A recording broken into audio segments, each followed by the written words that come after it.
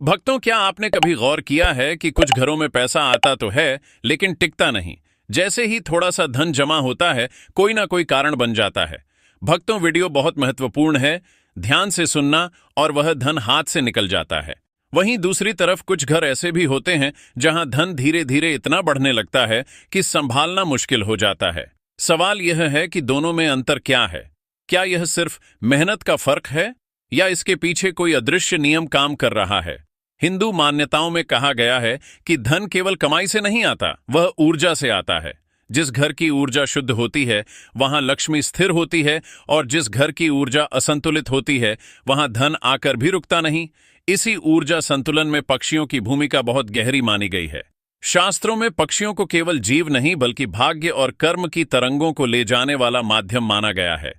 पुराने ग्रंथों में उल्लेख मिलता है कि पक्षी आकाश और पृथ्वी के बीच सेतु होते हैं। वे ऊपर की सूक्ष्म ऊर्जाओं को धरती तक और धरती की ऊर्जा को ऊपर तक ले जाते हैं।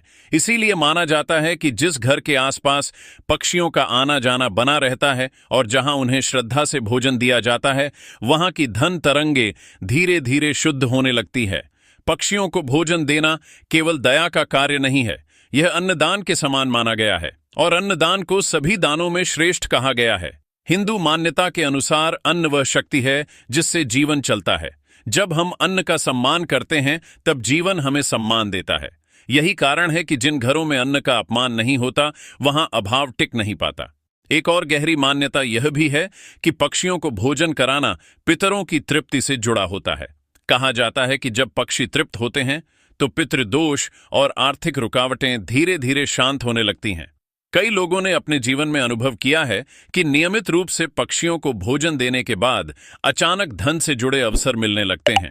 रुके हुए काम आगे बढ़ने लगते हैं और आर्थिक तनाव कम होने लगता है। यह कोई जादू नहीं है, यह कर्म, करुणा और लक्ष्मी कृपा का स्वाभाविक संयोग है। जब मन करुणा से भरता है तो अहंकार टूटता है, और जहां अहंकार कम होता है वहां धन आकर्षण की क्षमता अपने आप बढ़ जाती है।